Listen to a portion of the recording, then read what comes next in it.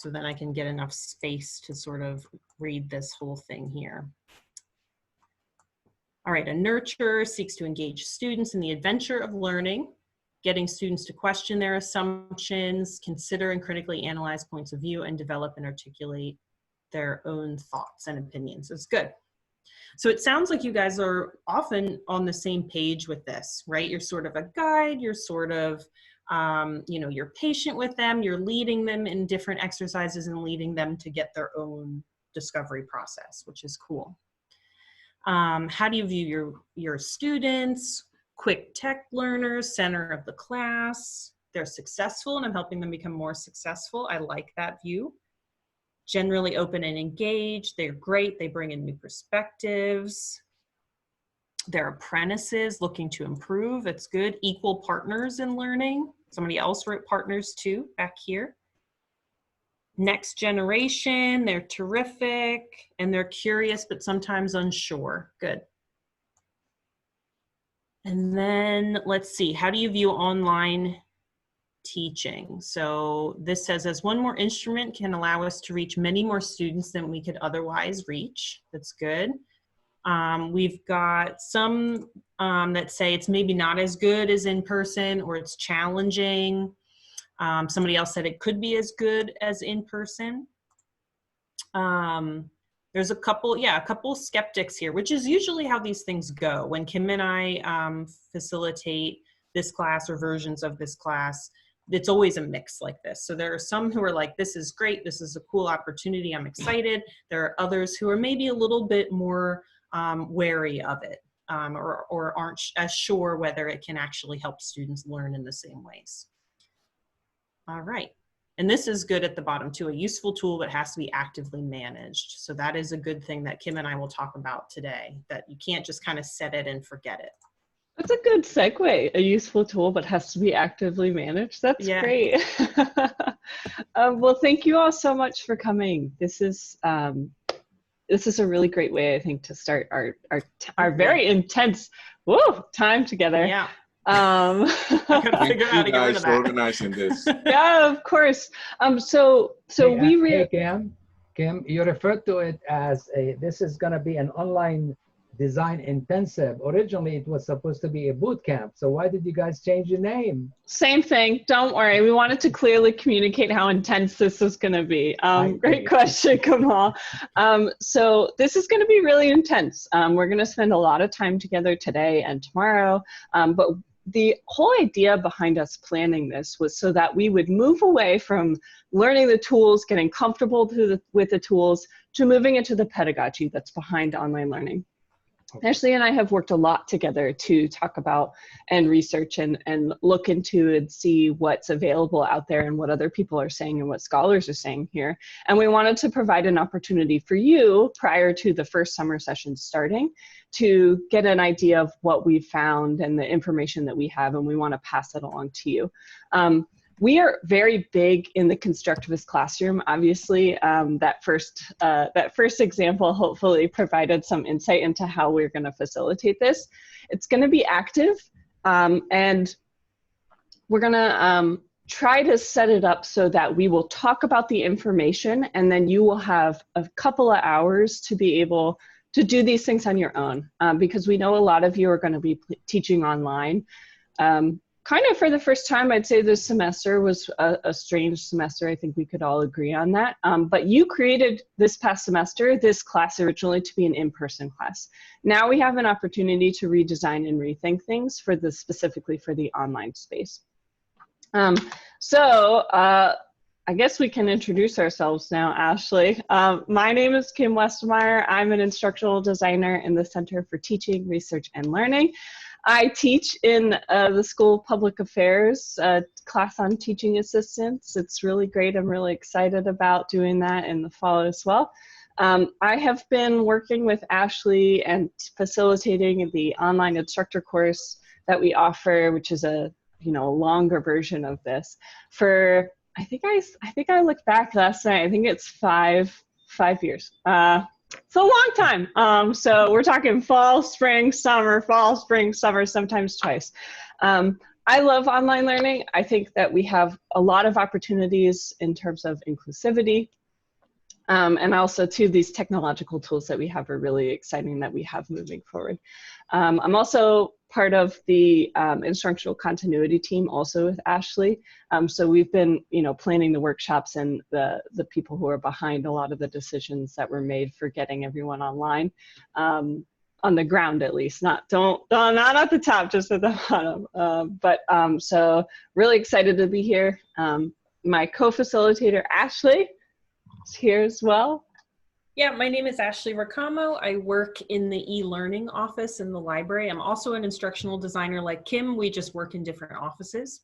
And so my history is actually with German. I don't teach currently, but I used to teach German. I have taught it in person and online, both. And so I came to AU about 2 years ago and have been working with Kim on the longer version of the class, like she said, for pretty much that whole time. I think I had 1 semester off maybe to learn what it was about. Yeah,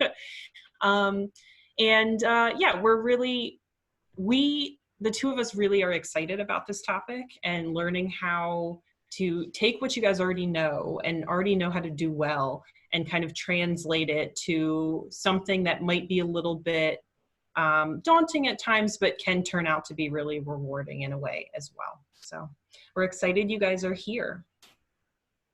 And I think we've got a couple people in the chat box too who, yeah, Kim, do you want Yep, that's it. Yeah, we always are on the same page, Ashley. So Paul Vaughn, Lindsay Studer, Stephanie Coe, Anna Olson, they are all the people who might be answering the chat for you. They work with me in CTRL. They have also been part of the instructional continuity support team.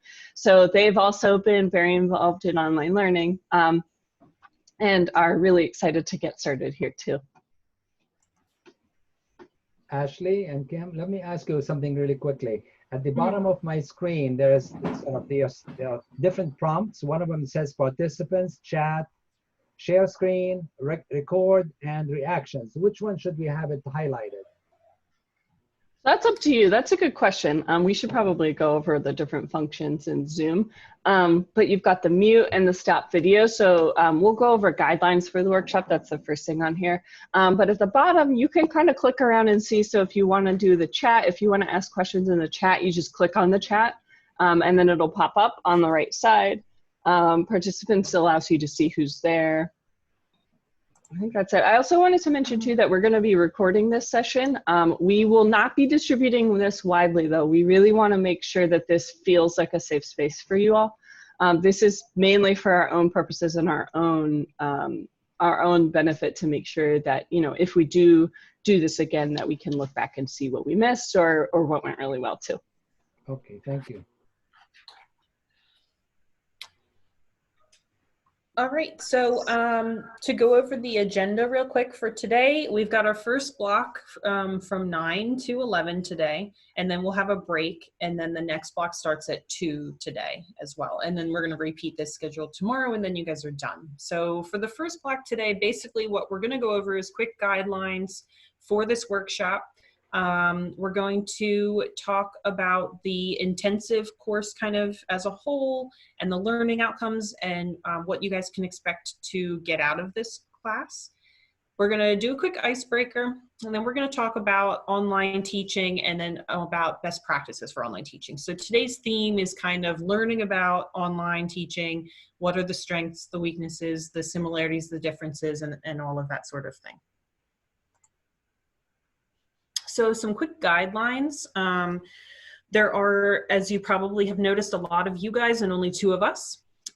So in order to kind of keep some regularity over the proceedings for today, we'd like you guys to, if you have a question, try to ask it in the chat box first. So as Kim said, we've got a bunch of people who are hanging out in the chat box who will be able to maybe answer your question. Or we might get to your question a little bit later. Sometimes that happens too. So we'll check in with you guys periodically to see if you have any questions that haven't been answered in the chat box, or maybe if you have something new that you thought of recently. You have the ability in Zoom to raise your hand to kind of signal to us that to get our attention, which we'd like you guys to please do also. And also, please don't hesitate to share. So you guys are also experts in teaching, right? We all are in this room. So, don't feel afraid to share something that you know. And for everybody else sharing what they know, please also try to be respectful. And as Kim said before, this is a safe space. So you guys can share your feelings. You don't have to hold back. If there's something that you're critical of or worried about, go ahead and let it out. We'll be here to help. I will say that, one, this is good practice for your online courses. We are going to try to model as many of these things as possible. That's something that's very important to Ashley and I, that we are doing the things that we're talking about here. The other thing too is, please do not take this as a time to complain though. We have also had that in different courses, and we are looking towards the future, using our experience and our expertise to move forward. So if we can keep positive here while being critical, not saying that you can't be critical, but be positive, and then we'll move forward. It'll really enhance the information. We will probably be sharing this PowerPoint. I encourage anyone who takes anything or who wants to take anything from our presentations, like this is absolutely, if you want to take the grid idea, we had a professor use that very successfully. You can take the guidelines if you want. We are generous with our information and our knowledge as well. So please, if you'd like to use this, we will be distributing this as well. All right. Okay, so we've got some learning outcomes for you. We're instructional designers, of course we have those, but we wanted to make sure that you knew these ahead of time. These are really good to set expectations. We'll talk about that in block 2, but we wanted to go through these. We think it's important. So at the end of the online course design intensive, you should be able to articulate some of the key similarities and differences between e-learning and face-to-face learning, create meaningful, specific, and measurable learning outcomes, design assessments and select content that aligns with your course learning outcomes. Brainstorm instructional strategies to maximize student engagement by examining flows of communication and collaboration. And lastly, determine the optimal tool to use to help students achieve your course's learning outcome. So we are going to be looking at today, specifically this first one, articulate some of the key similarities and differences between e-learning and face-to-face learning. We sent out the Miller article yesterday. And hopefully you read that. We think it does a really good job of talking about the landscape of online learning. And when we say online learning, we mean a course that has specifically been planned from the very beginning to be online. And we'll look a little bit more at that, but the research really does suggest that the outcomes for in-person and online can be the same, which I think is really nice to hear. It's good to know that there's research to support this endeavor that we put so much effort into. If you don't know what some of these words mean right now, that's okay. We're going to go through all of these at the end. But we've very strategically and systematically planned this so that we have a really good systematic examination of your class. So right now we're going to set the stage for online learning generally, and then in the second block we're going to move and specifically look at your class. But you've already started to look at how you view online learning too, with the Miller article and the questions that we asked you already. All right, so we're going to do a little bit of an icebreaker here. So there's a lot of us, but that's okay. We're going to do a quick poll. This is an age-old question here that we have. I'm going to set this up here.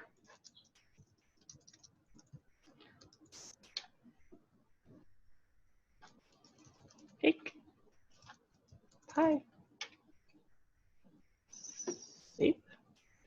All right, so. Okay, so you have to answer this poll, cake or pie. So I'll give you some background into this question as you go through.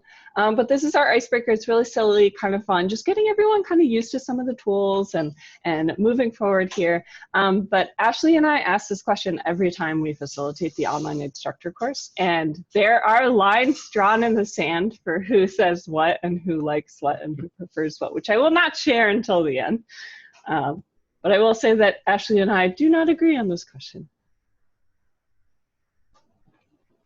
What's really cool about this tool too, about Zoom, is that I can see that there's 45 seconds have passed. I can see that 78% have now voted. So it's really cool that I can see those things. I don't know if you can see those too. What if people like both of them? Oh, I also forgot to caveat this. Okay. Suite options only. This is, you know, there's some constraints here. Okay. But both is also an option, I guess. I didn't put that because I think that. Okay, cool. I'm going to end it. If you haven't voted yet, make your decision now. Okay, so it says now that 55% of you said cake and 45% of you said pie. I favor cake. Ashley favors pie. It always changes, always changes. Let me see, I'll share the results, everyone. So, excellent. All right, thank you. So we just did the silly icebreaker, right? Why would we do this? Why would we even use an icebreaker here? They seem really silly, but what they can do is they can start to increase interpersonal connectedness. So Miller talks about this a lot. And a lot of the information and a lot of the research that we have for online learning is based upon communications, actually. So, you know, the connections that we make, the communication that we have online, we can start to, from the very beginning, we can use a silly question, something that's low stakes, that gets them to use the tools to start building a learning community that is open and fun, and still rigorous. We can do these kinds of icebreakers in many ways, right? We chose to do a poll because it's quick and easy and there's quite a few of you. It's very easy to be able to use. It didn't take me that long to set up. I set it up from start to finish just as you were waiting. And we also too, if this was gonna be a totally asynchronous, no live sessions class, we would probably have done this as a discussion board. Discussion boards are a really great way for you to start to increase interpersonal connectedness as well. And it also helps to reduce social disinhibition. So social disinhibition is the phenomenon that you witness with anonymous chat boards. People, when they have no identifying characteristics that link to their personal identity, feel a lot more emboldened to say whatever they want to say. This is a really dangerous environment to navigate in generally, but also it will wear away at the fabric that you've created if students start to pick at each other and say things that maybe they wouldn't normally say face-to-face. Things that can combat this is to have personally identifiable information. Things like a picture. So you ask your students on the discussion board to post a picture of themselves or something that represents themselves, so that there is a connection to, okay, my online identity also matches my personal one. And starting to share fun facts about each other too. So I prefer cake, I like to travel, I like dogs, things like that. We'll talk a little bit more about this too in Block 4, but we wanted to kind of tell you why we chose to do an icebreaker like this.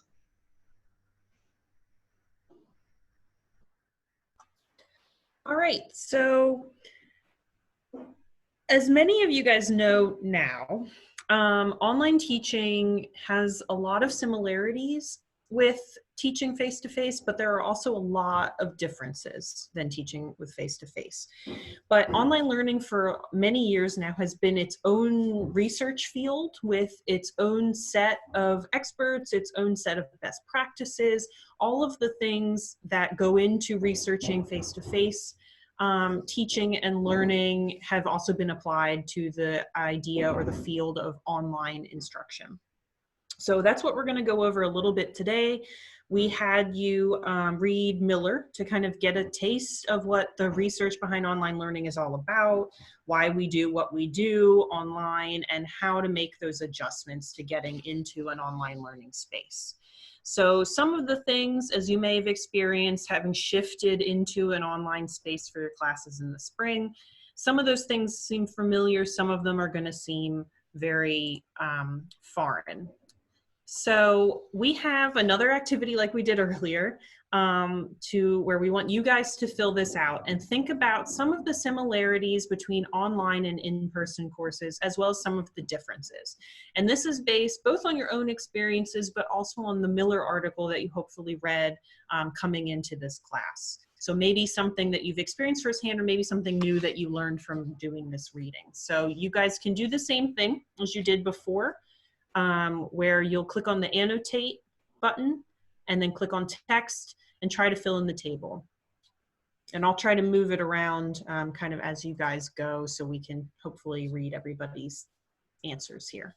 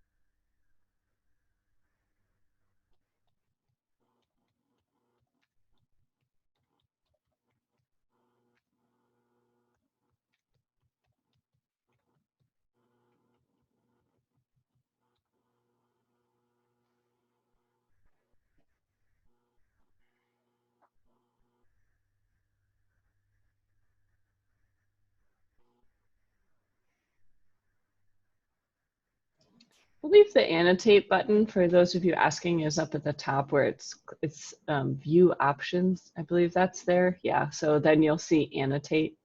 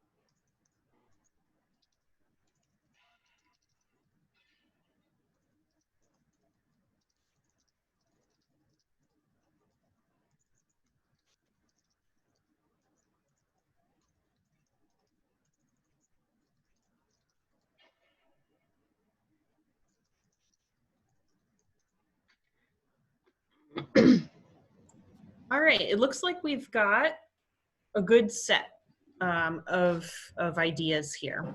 So we'll go through some of the similarities first. So things that teaching a class online and teaching a class in person, things that are the same or minimally different, right? So we've got similar content, similar strategies and pedagogy. The students are the same group of students.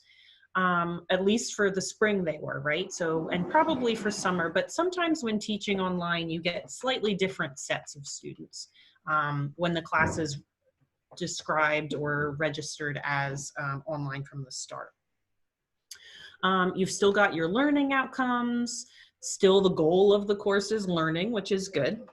Both can be successful, we've got over here, where you've got the importance of connection does not go away. So that's a big one. So that's something that Kim and I are going to talk about at length throughout this course. We've got meeting with students, a need for reflection. So that's a really good one, especially for a course that's going to spend a whole semester online. Having the bits and pieces built into an online course for reflection on the student's part, reflection on their learning process, on what they've learned, on how it's going. Those can be really important learning tools for a student. Feedback is similar, right? So you're still going to need to and want to give feedback for the students, and they're still going to need to and want to hear it from you. So good. We've got similar strategies in pedagogy. I think I hit on the ideas of most everything over here. So for the differences, we've got a lot more of these that you guys filled in. So we've got inability to conduct team activities like building a spaghetti tower. That is true. You can't do manual hand-based things like you could in a classroom with your students. But Kim and I would argue that there are other ways that you can do team building sorts of activities, or maybe rework your idea, excuse me, of something like a spaghetti tower into a slightly different task that maybe a student can do together in groups. Let's see, so it's not face-to-face, it's more difficult. I saw this one come up a lot. So more difficult to assess their attention levels, their interest. You can't really read their body language as well. You know, I've heard a lot of complaints, especially with synchronous sessions with Zoom, is you get that sort of blank face because they're just staring at you and you can't really read that in the same way as you can. All right, I'm going to move some of these out of the way so I can read these. So somebody says it seems to take more energy to teach a class online, and I would agree that there sometimes can be a lot more work up front to make everything designed well and make sure that you've got, you know, you're rethinking your activities. Maybe all of that takes time and effort to think that through. So yeah, sometimes people have the impression that online teaching is easy and kind of more hands-off, but Kim and I will definitely agree with that it can take more energy and more work. Let's see. All right, so we've got difficult to see their faces, engage understanding. Students' attention might not be there and it is kind of hard to gauge. The personal connection feels different, right? So as we're all learning in this time that doing these sorts of Zoom meetings or Zoom parties people are doing, it doesn't feel the same, right? It doesn't feel the same way as being face-to-face with somebody. So that's a concern. Time with students can be managed in smaller blocks. Need to emphasize engagement more, right? Because it's really easy to check out with an online course face-to-face, and sometimes asynchronously as well. You know, you can have a higher chance of your students dropping out if they don't feel engaged in the material and they don't feel like connected as part of the course community and they don't feel connected to you. Let's see, time zone differences are a big one, especially if you're trying to do a lot of synchronous sessions. So I had a lot of faculty members talk to me, so I've been part of this instructional continuity team and answering phones for Blackboard support. A lot of instructors are saying things like, oh, my students are waking up at 3 in the morning to come to my class. Isn't that great? They're so brave. They're so everything, you know, but that's going to be a really stressful thing for the student to do long term, right? So for a kind of Band-Aid approach like we did in the spring, it might be a little bit okay. But if you have class this summer and your students are in China or somewhere like that, it's going to be a lot harder to get them included in the class if you're only relying on synchronous activities and Zoom sessions and Blackboard Collaborate. And I saw this one come up a lot too throughout here, heavy reliance on text and essays and that sort of thing. So that's another thing. You guys are feeding right into what Kim and I are going to talk about. So we're going to talk about different types of activities and ways you can get your students engaged that are not just text-based. So hopefully you guys are excited to hear some of those. And Miller too talks about how a lot of these, in the chapter that we sent you, a lot of these are logistical things that we can't assess body language because we can't really tell through the technology, especially if it's a remote class like an asynchronous class. What we can try to do though is we can we can try to design an online class from the very beginning with all of these things in mind, so that we're trying to lessen these things. So how can we make it so that things aren't super, heavy text reliance?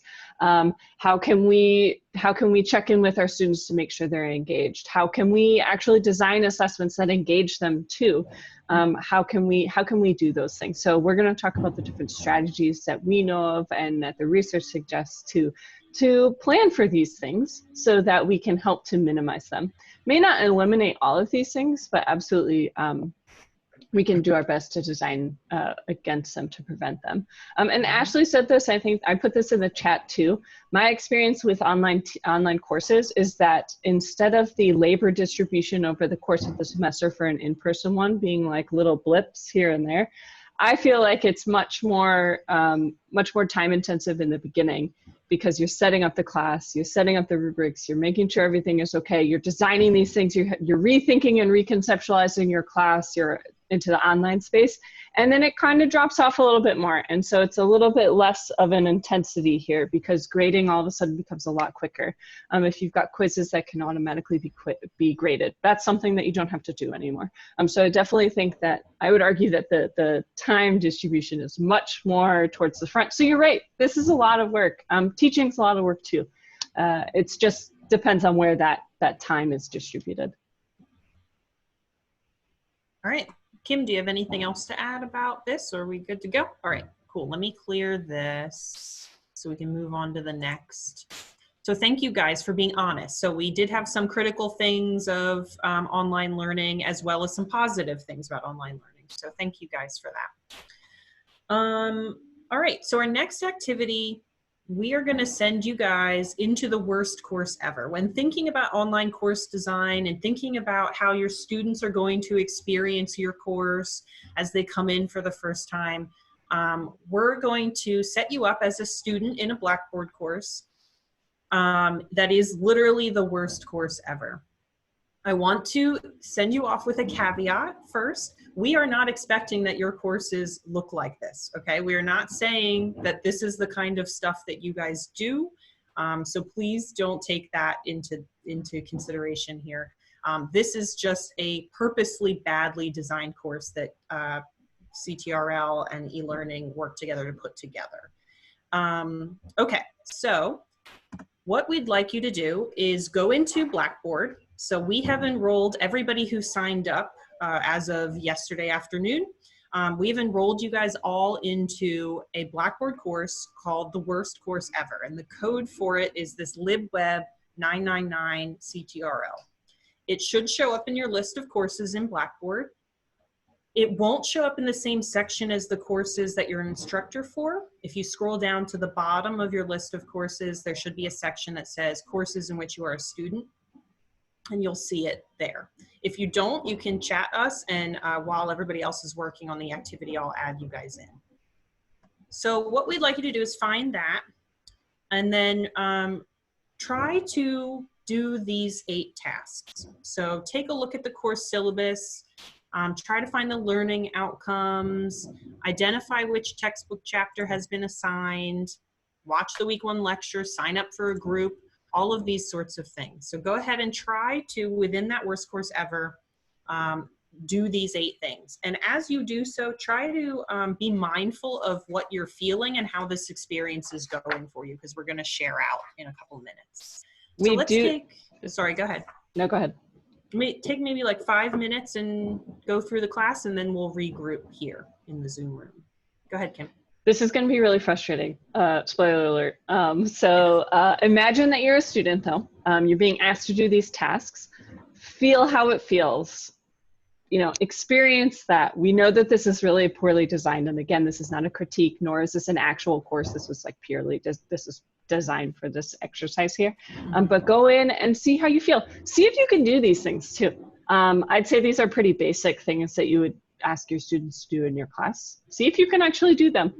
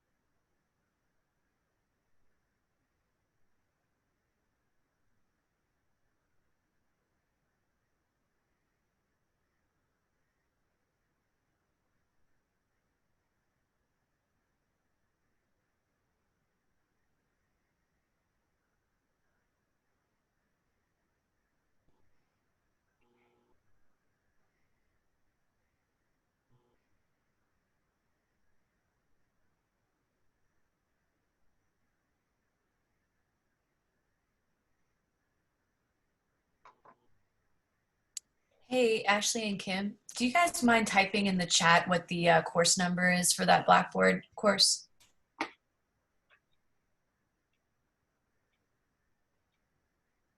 Great, thank you. Yeah, I just added the link. So if you are logged into Blackboard, it should take you, if you've been added to the worst course ever.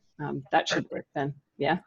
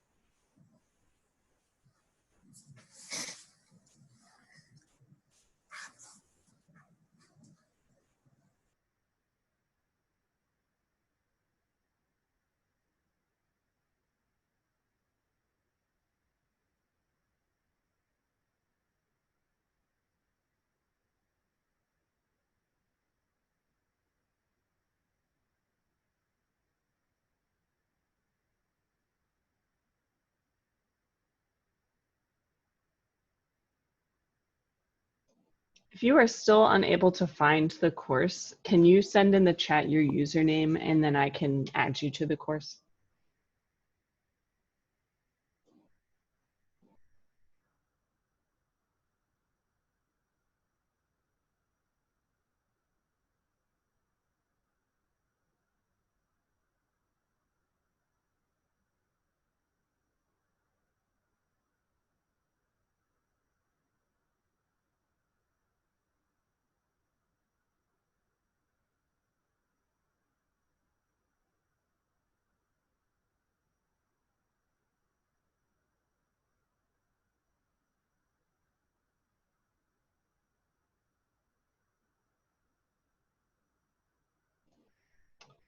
Well, also to show you around. So if you're unable to access the course, that's okay. We'll show you what it looks like too.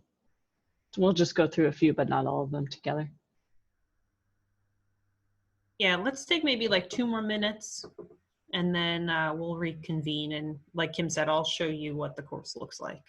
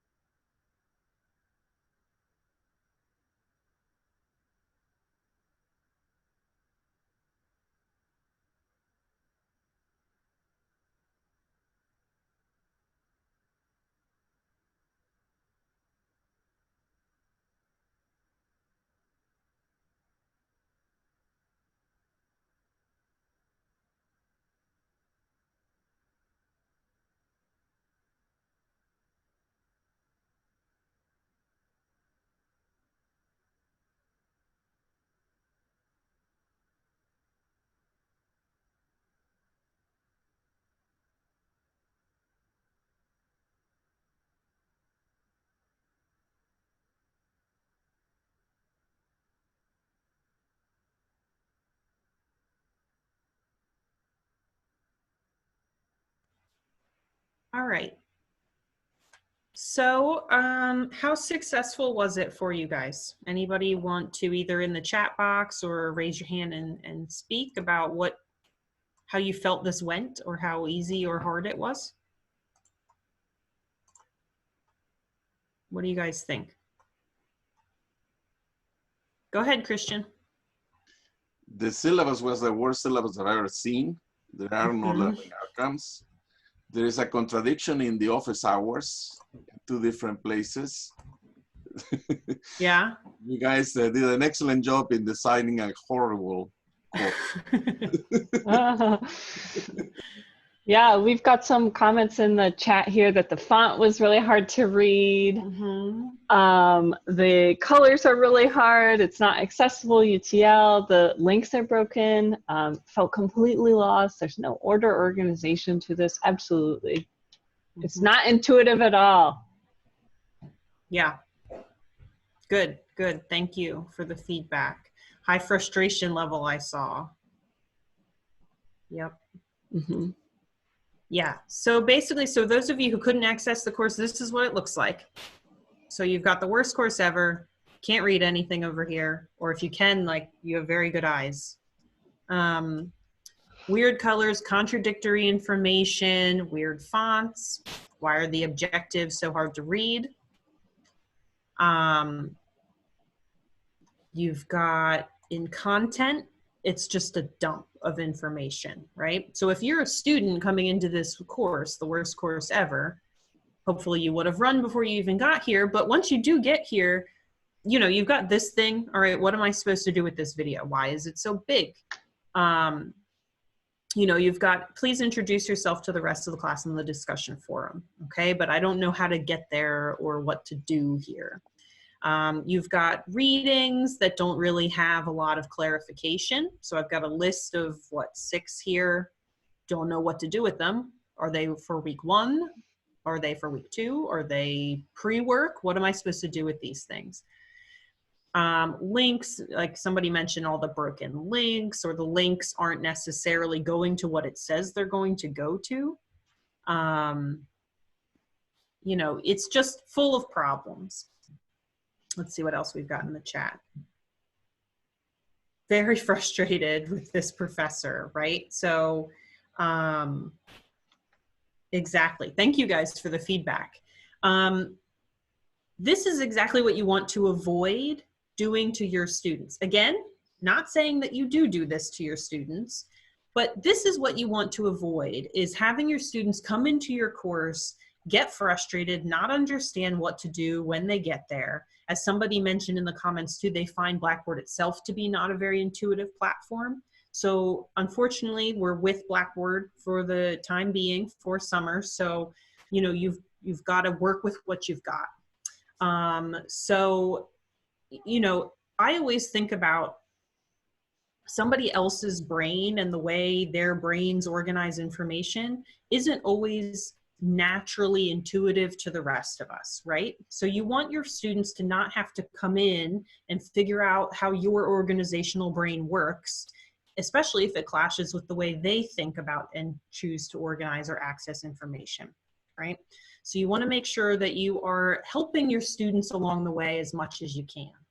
So for things, I mean, we'll get into all of this, but for something as simple as the readings, make sure that you tell them when to read it by, or what week it goes with to, what topic it matches with. You know, make sure, as Christian said, you don't have contradictory information in different places in the course. So some of it is sort of, you know, common sense, so to speak. But other things are going to be a little bit less intuitive to you guys when we start talking about how to build a course in an online platform. Yeah, Dr. Wicker said, in other words, make everything transparent. Kim mentioned no online course should be a treasure hunt. Exactly. So you got to think about kind of helping your students through this process and making sure that everybody's on the same page, everybody knows what exactly is happening and when and why. So that is basically what we're going to spend the rest of the sessions later today and tomorrow, really kind of talking about how to make sure that stuff like this doesn't happen in your course. All right, so I'm going to hand it back over to Kim. So we have just experienced the worst course ever. And so now she's going to walk you through thinking about having experienced that and felt that frustration as a student in this course. You get the opportunity in your own courses that you build to build the best online course ever. So she's going to take it away. Yeah, so in an online course particularly, organization is very important. What we want our students to focus their limited cognitive energy on is not finding the things that we want them to find, to find the assignments. We want them to focus their cognitive energy on completing the assignment. So not, where is this even assignment? Where can I even find this? No, it's, I've got the assignment, I'm getting started here. So thinking about this and using your experience as a student in the worst course ever, what then would the best online course ever look like? So how would it be organized? What would it be, you know, what would make it exceptional about it? What would it include? What would it feel like? What would it promote? So someone mentioned UDL, and that's a really good place to start thinking about these things too. This is critical in the online space to start thinking about inclusivity and creating an online community from the very start. So what would that look like? And how would that feel? And so we want to give you some time to be able to talk with each other about this. We're probably going to give you 15 minutes, 10, 15 minutes to do this. When we send you into breakout rooms here, we'd like for you, I've put in the chat here the prompt. So how would an exceptional online classroom and what would an exceptional online classroom feel like?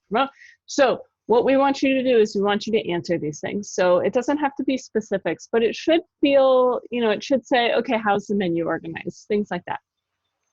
So we're going to send you into breakout rooms. We'll be popping in and out of them as we can do. And then we'll reconvene. Pick someone to take notes and pick someone to share out. Those two people can be the same, but it would be great if they were different people because we'd love to hear from as many people as possible today. All right. We're going to, I think probably, Ashley, what do you think? 5 to 6 participants per room? I think it sounds good. Okay. All right. We will come back. We will reconvene in about, let's say, 15 minutes. All right.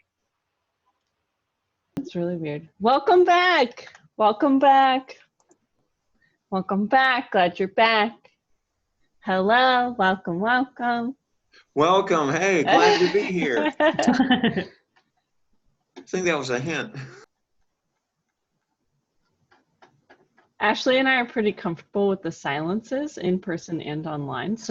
But we appreciate the filling of the silence. That's really nice. All right, looks like we've just got some people still talking, which is totally fine.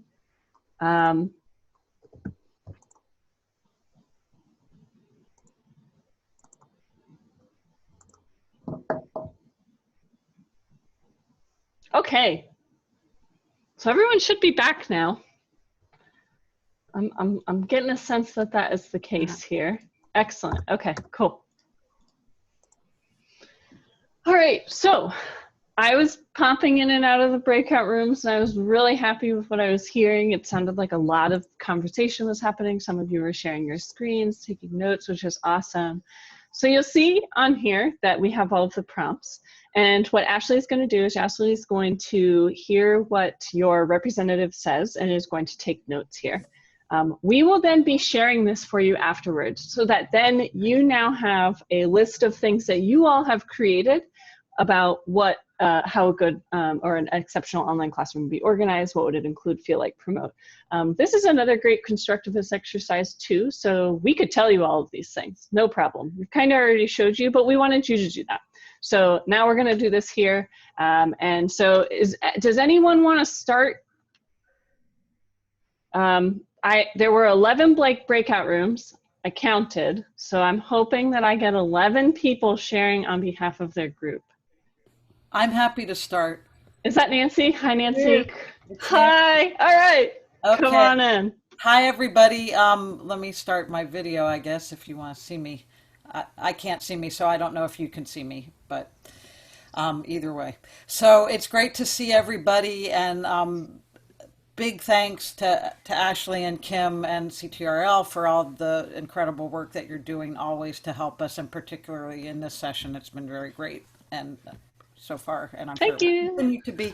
And big thanks to my group. It was so nice to interact with all of you, and I didn't know any of you previously, so that's a beautiful thing also, and a great thing to happen. You know, these virtual connections are truly connections. So to summarize what we discussed, and if I missed something in my group, I hope you'll chime in and correct me. But in terms of organization, the thing we talked about the most was content. And of the content, we were talking primarily about readings, but it could be readings, it could be listening assignments, since I'm a music person, it could be videos, whatever it is somehow the content has to be organized and disseminated in a way that is conducive for the course. So one of the issues that came up, so it seemed that the general consensus was we should have a file where we have most of our assigned readings and listening assignments and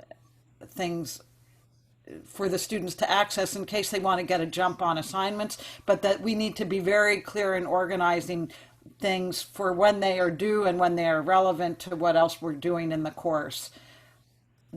Flexibility and catching up, going ahead in the readings or listenings, but we can do a lot about that by having a very clear schedule. One of the things for me personally is that I sometimes like to alter depending on what's happening with my cohort. Sometimes I might have planned one thing for week 2, and then I realized with this group it would be much better to do what I had planned for a different part of the course. And so I do think that we don't want to paint ourselves into a corner by being so organized, that we have to organize our material in a way that it has flexibility. So then include clear discussion questions as we organize our material to guide the learning and to guide the engagement of the students. We thought it's really important that we give them prompts, okay? And then what we want things to feel like, of course, we want everyone in the room to feel empowered, engaged, attentive, open, all of those positive things. We want to promote participation, and that's in capital letters, first bullet point. We want to promote a freedom to develop opinions and ideas. So independent thinking informed by research and the course materials, openness to new things, synergy between all participants, opportunities for students to meet with us as teachers, so clear office hours.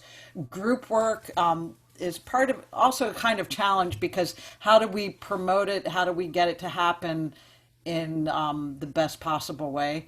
And then the concerns are, how do we create a great classroom energy using this platform that we've been given?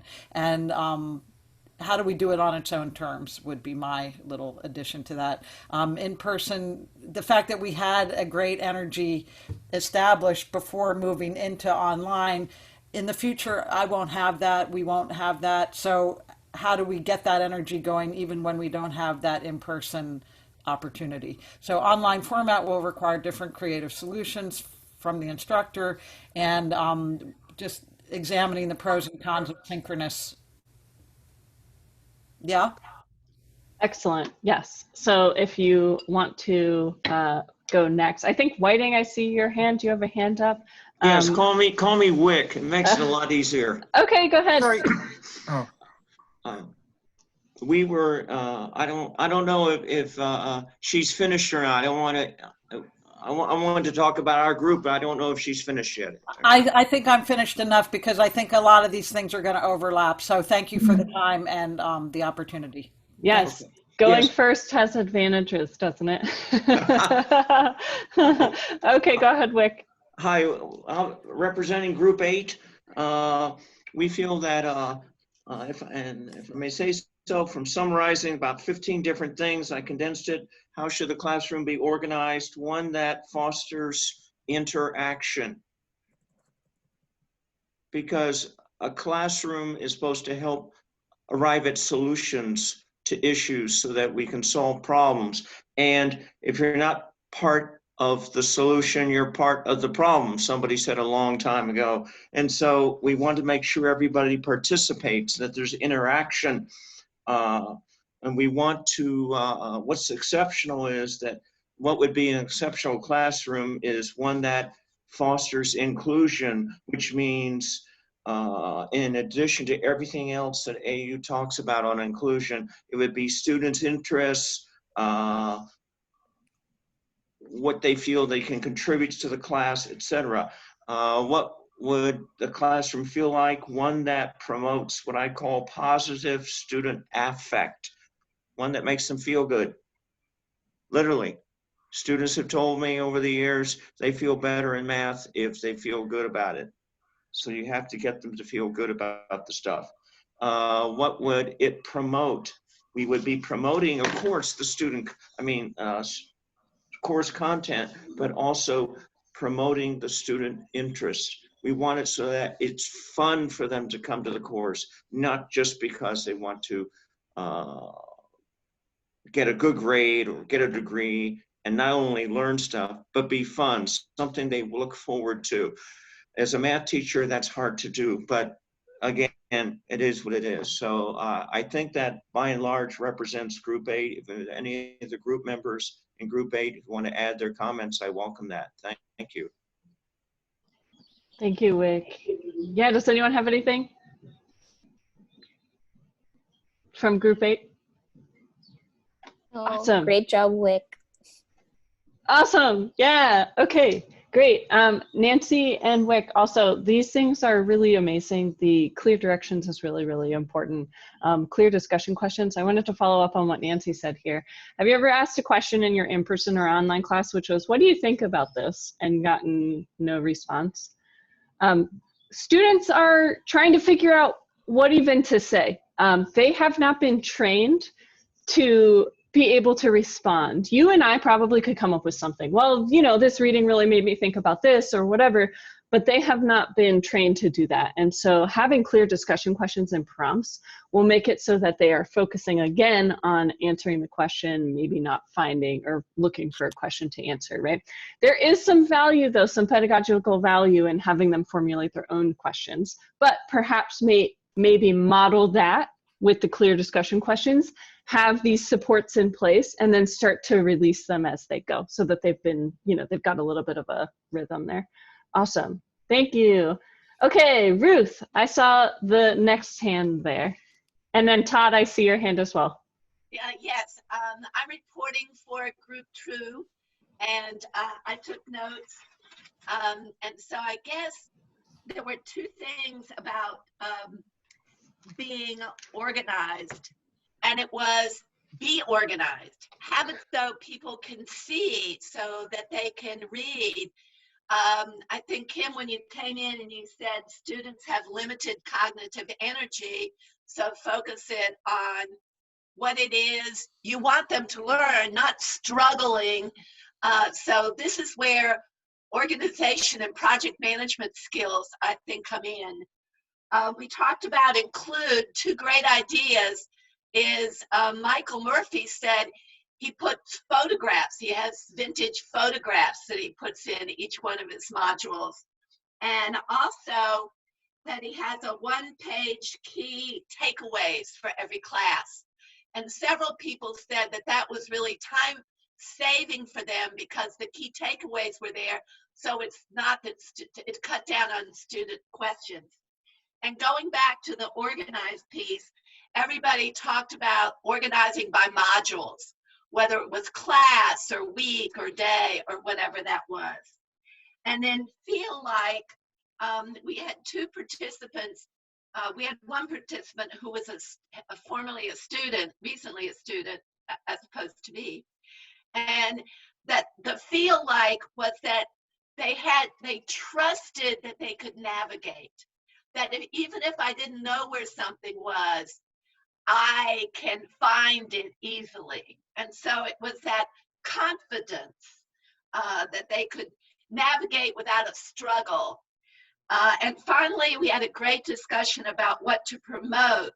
And it was engagement and community and curiosity.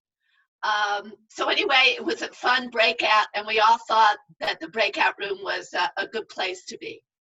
I don't know, anybody else from breakout room 2 would like to add anything? Yeah, I thank you, Ruth, for that summary. I just mentioned something for purely aesthetic reason, but Kim asked me to relate this to everyone, and it is the issue of when you're beautifying your Blackboard course page, about the colors and the impact it has on your eyes, and especially for colorblind people. So Kim, anything about that? Thank you. Yeah, so you probably noticed in the worst course ever that the colors on the left-hand menu were hard to see. The standards and the automatic things that Blackboard already has are very high contrast. So I would recommend actually staying away from customizing it and beautifying it, as Ludi said, because to me, it is more important as an instructor to have everyone be able to engage with the content than it is for something to look pretty. And so something to consider moving forward. So you do have the option to change the colors on the menu. However, that might mean that it makes it a little bit harder for somebody else. To me, that's an easy decision to just not do it. Also, it's time that I could be spending doing something else too. Because sometimes I can get too focused on the colors there if I have to do that. And Excellent. I'd add that would expand into your content area of the course page. So not only that menu, but you have the ability to change the fonts and the colors within your course page itself. And I would also advise people to be a little mindful of that. Sometimes the fonts like don't match, or one thing is really big and the rest of it's not, or, you know, there are also certain assumptions that go with certain colors. So a lot of people like to use red, but that tends to have a negative connotation for most people. And so, you know, it's something to be mindful of as you go through. Oftentimes too, we use color to communicate meaning, like Ashley is saying. However, if someone is unable to see those colors, then they lose that meaning here. So think about other ways to identify the things that you want to highlight. So things like bolding, italicizing, stuff like that. You know, I wouldn't recommend all caps because, like Ashley said, some things communicate things, and when you have all caps, it feels like they're yelling at you online. So maybe think about that too. Okay, great. Thank you so much for sharing. All right, so I have Todd, I have Dee Bartlett, and then Suzanne. That's the order I've got. So go ahead, Todd. Okay, thanks. So just to add to perhaps what hasn't been referenced yet, our group spoke a bit about how do you have conversations online? How do you, missing body expression, missing the nonverbal communication, how do you manage to conduct, for example, brainstorming where people are expected to build on each other's ideas in a way that is not so tightly moderated as the online format tends to be? And I think the partial answer that we came up with is that if you, for example, as one of our members suggested, set up a Google document and you have students contributing to that. I suppose if you go to breakout rooms for discussions, but tightly monitor those, as perhaps you did in this case, with specific prompts that are not open-ended, but rather to generate sort of specific parameter discussions, that seems worthwhile. Someone mentioned, quote, taking their notebooks, which is sort of how you monitor their progress at the end of a class. We want to have our students not get distracted. How do you keep them engaged? How do you create community? And it seems that part of it is indeed perhaps having them work on a group project and show their progress at the end of the session. And perhaps the question of engagement of students who need to feel part of the community, it was suggested that maybe they need to be encouraged very constantly, but others in our group thought that maybe that bordered on coddling, that there may be a problem with general grade inflation and sort of hand holding of students, and that online may encourage that even more. So I guess I would ask for the moderators and others' opinions, especially about this kind of issue of how much to encourage students even more than we do in face-to-face, and the other issue of cumulative brainstorming in a group discussion that doesn't feel so tightly moderated and limited by the nature of this being successive one-by-one discussions. Thank you. Thank you. Yeah, Todd, thanks for sharing. So the question of how much to encourage students or how much to guide students, I want you all to think of that. I've got some answers. Ashley definitely also has answers too. We get this question every single time we facilitate. So I want you all to think about that. I'm going to circle back to that question, and then we'll probably close on that. How much support do you need to provide your students? Because I think it's something that takes a little bit of time to develop and a little bit of finesse maybe. Yeah, I think that's a really great question. Thank you.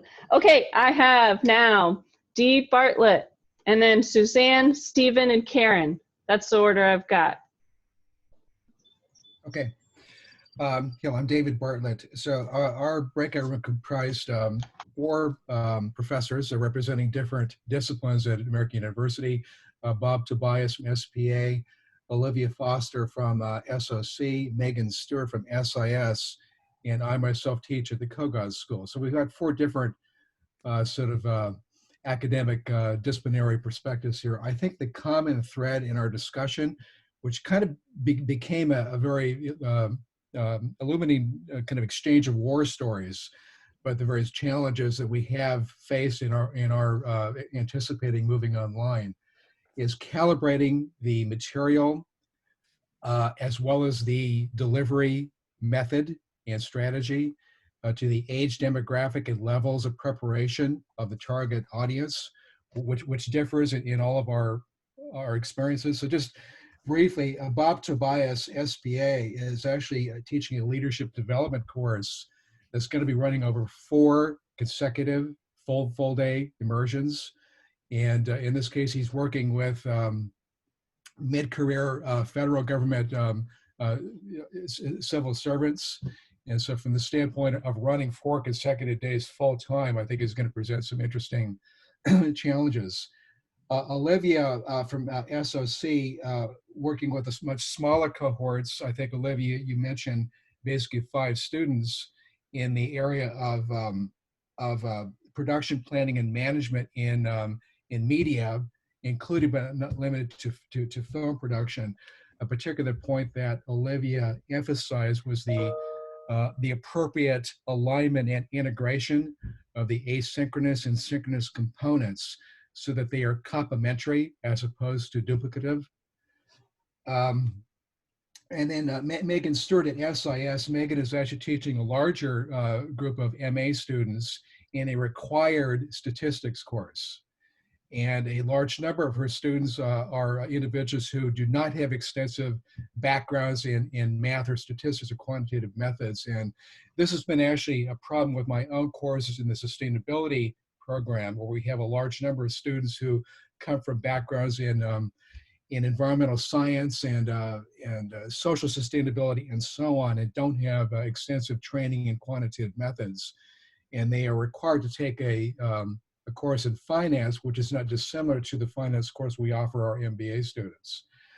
So Megan has some interesting insights on the use of the Blackboard collaborative Ultra platform in order to deliver technical quantitative content to students lacking extensive backgrounds in those kinds of methods. And I myself at COGOD, the major challenge that I'm facing with my own courses is integrating live projects in a capstone class with very much an applied sort of emphasis. And by live projects, this means for the sustainability program, we're working with external partners, undertaking projects which we are treating as full-fledged consulting projects involving original research and analysis and close collaboration with our clients. And the challenge, we've done this for several years, but now the challenge is actually delivering these projects in a way that is mutually satisfactory for both the students and the external clients using the online platform. Excellent. Thank you, David. Ashley and I talk a lot in general, but we talk specifically about what kind of behaviors we can model for participants when we create workshops and the students that we have in our class. And currently, Ashley and I are doing all of our communication remotely. Usually we're able to pop into each other's offices, see each other. We don't have that anymore. We are now having to figure out ways to communicate with each other and plan workshops like this remotely. So David, I think that having them work together and figure out and plan and coordinate with an external organization is very much a skill that they'll need to have. We currently are doing that right now. We are trying to figure out how to make this work in this new environment that we've had established. And so this, to me, I think is a really great project that is quite realistic, because this could be a reality, at least for the short term. And also too, if you have a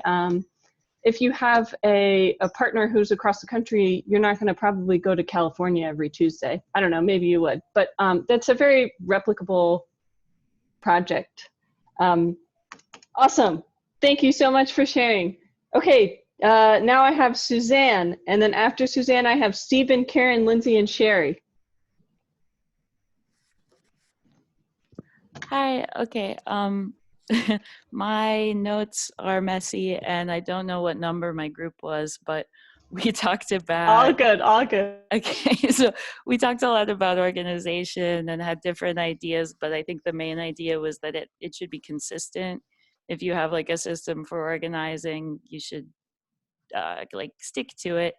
And then Yana had a good solution where she had a schedule that was separate from her syllabus, where there was like a link in the left to this schedule, and it had hyperlinks in it to the assignments and the readings that would be really easy for a student to follow if they got lost.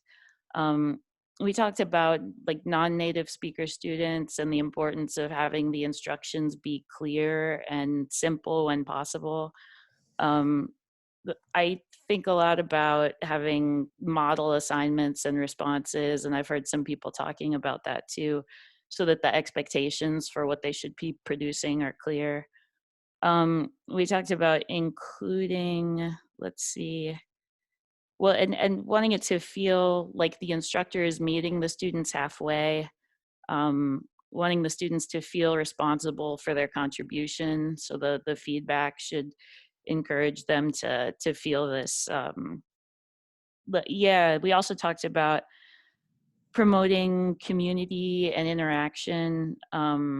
One, I think it was Joseph, talked about having individual meetings with his students to promote that.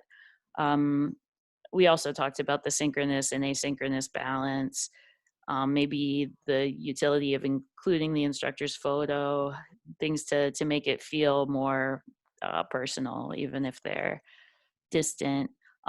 for me, I give like an orientation lecture at the beginning of my class to show the students where they can find the things, where I walk them through very step by step. But yeah, you guys can let me know if I forgot anything in my group. Anyone from Suzanne's group? Excellent, awesome. What you just said, Suzanne, made me think of the word predictable. So that they can predict things, so that there's a structure and things that they have and are able to stick to. So, okay, the readings are all going to be in this folder, and all the videos are going to be in this folder, and all the assignments are going to be in this folder. Absolutely, love it. Okay, thank you. Stephen, you're up.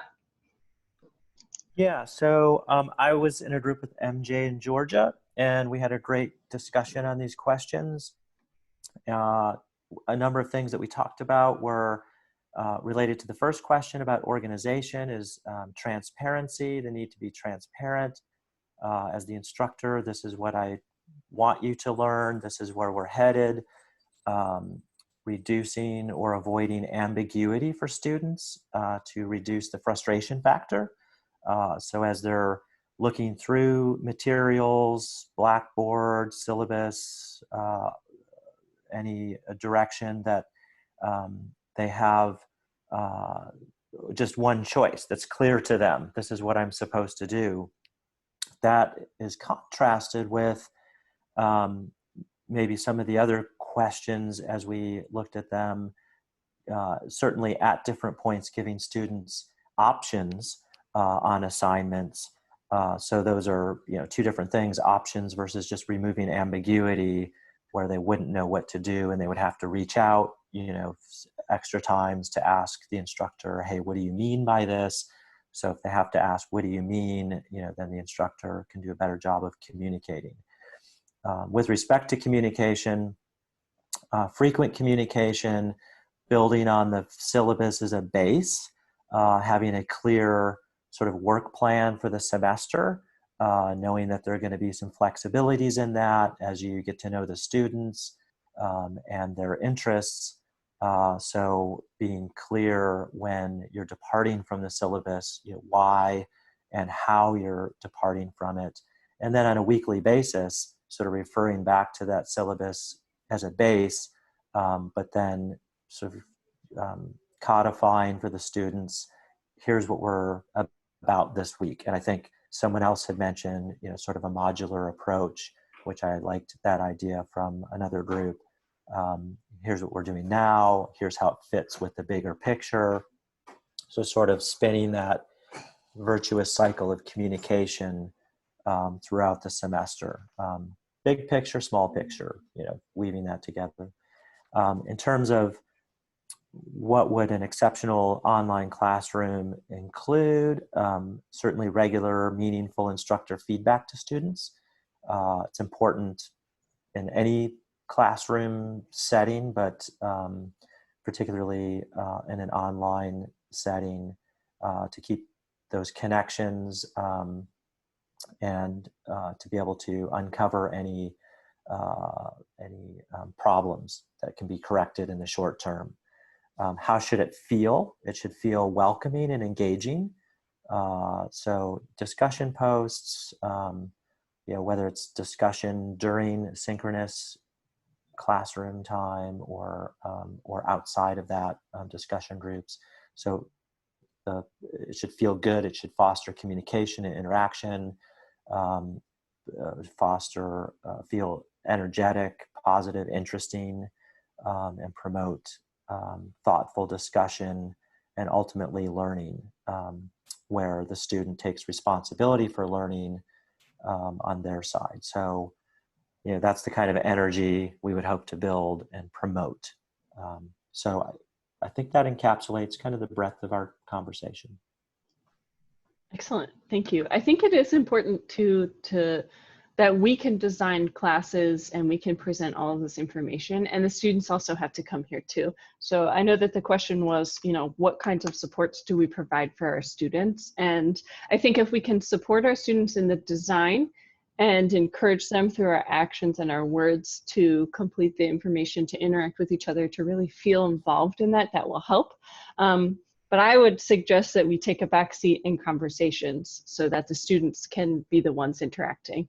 So we're Ashley and I are kind of doing that now. We're letting you share and create this information. We're not giving you all of it, right? Because, you know, I think it's so much more engaging to hear from you all and for you all to hear from each other as well. Yeah, awesome. Thank you. Okay, Karen, you're up. Hi all. Well, as somebody mentioned, the advantage of going towards the end is we just say ditto, ditto, ditto, a lot of these great ideas. I'm Karan Martinez from Kogod. I was in a group with 2 other Kogod professors and a history professor, so we had a little bit of diversity there. I think not to repeat what others have said, and just to add anything new, and I apologize if this is repetitive that I didn't catch what other folks were saying, but we agreed that exceptional meant being guided by consistency, clarity, and a sense of inclusion. The inclusion part meant that students brought their identities in some form to the space. And so encouraging photos, sharing, ice-breaking, small group discussions that might not have anything to do with content necessarily, but to set a tone of that group dynamic early on. We talked a lot about visual cues, and so my heart kind of sank when people were saying don't use colors, because I've used color coding. We have a purple week, a blue week, a red week, and there's consistency for students, and those students that are visual have told me that helps them with their planning. So I will think again about excluding folks who might have vision issues that might keep them from benefiting from that, and I'll have to rethink that as well. We also talked about, on that left-hand menu, renaming the menu items to match our language in the course, so that the words that are automatically given as the default, content, groups, things like that, let's make them into teams. Let's make them, Sheila Bedford talked about, she talks about documents, because that's what the textbook mirrors. So the consistency for her then is that the menu item mirrors with her language, mirrors with the textbook, and that creates a nice through line for the students.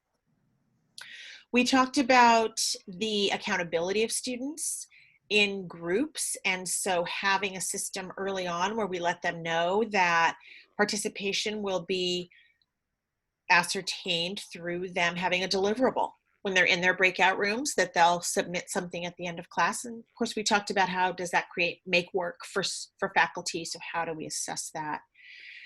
And finally, we talked about the use of Google Docs. Sheila mentioned an Ann Farron session that I actually had been in, that Betsy Cohn did, that in an eerie sort of precursor to this online end of the semester, we were all in a large lecture room. There must have been 60, 70 of us, but we only participated by adding notes to a shared Google Doc, and how that was then a record of a conversation that had lots of applicability to the asynchronous world. And then it became something that was archived for future use. So I'll stop there. Thanks.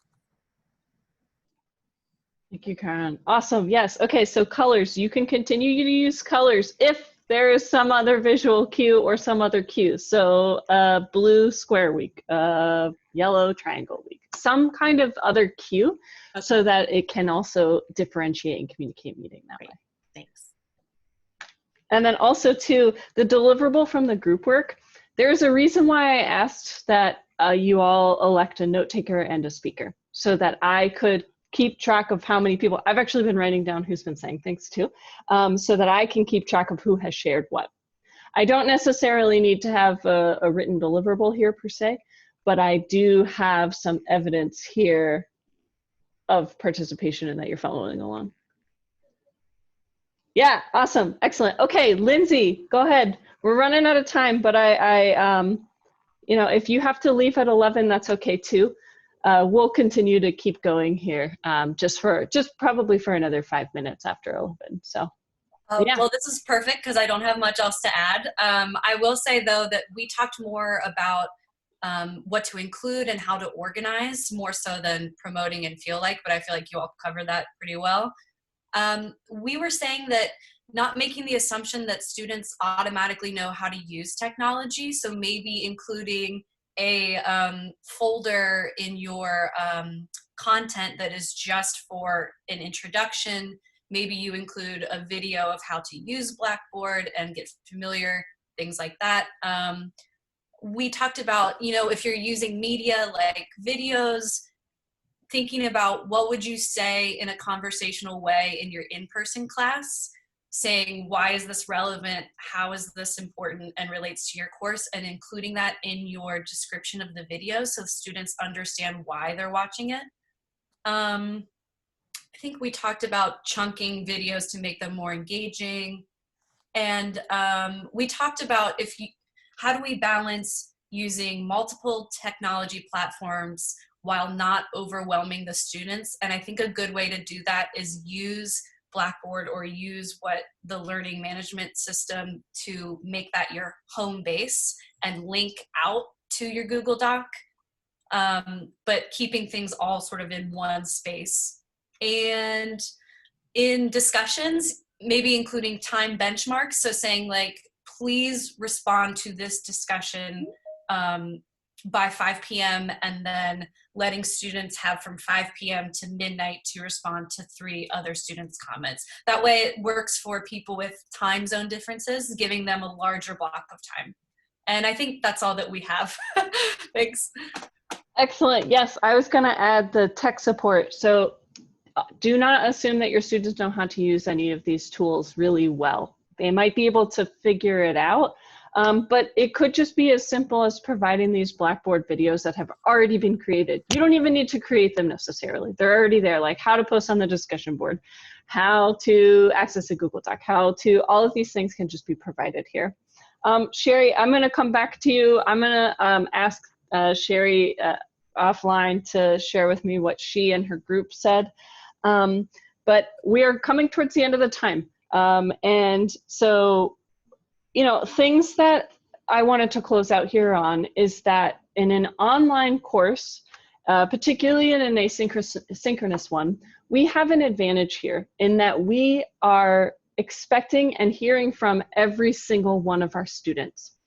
In an in-person class, that's not necessarily possible, right? It would probably be the entire class time, or it would be really hard to get that information from every single student. In an online asynchronous class particularly, it is awesome because you can hear from every single student. Every single student has to write on the discussion board. Every single student has to post in the wiki. Things like that. One of the advantages here is that you can have really incredible dynamic discussions here. And so if we were to do this, talking about Miller and the differences and similarities between online learning and, or asynchronous and in-person, is that if we were to do this online, it would just take a lot longer. It'd take a lot more time to do this, but we would still get to the same conclusion here. You would probably have a little less discussion with each other, or I could build that in here. But you could still have your students produce a list like this asynchronously as well. So it's nice to be able to have this this deliverable here, but it can be achieved in an asynchronous class as well. We will continue talking about this more in block 4. We will be going to be showing you an example of a really well-organized class with the tool, but we want to first focus on the design of your classes. So, looking back at first principles, so we've already done kind of the intro to online learning and what we want it to feel like, and using this information now, we're going to be moving into the next block, which is learning outcomes. We already know that you all know how to write learning outcomes, but it is particularly important in the online space that we are ultra clear with our expectations with our students. So we're going to look at that. And then we are going to circle back here, same link for Zoom at 2 p.m. Bring your learning outcomes to the next block. We'll have an opportunity for you to look at those. We're trying to build in time and space so that you will have these things ready to go by the end of the blocks. So, okay, we're all set. It is 11:02, not bad. Thank you. See you at 2 o'clock today.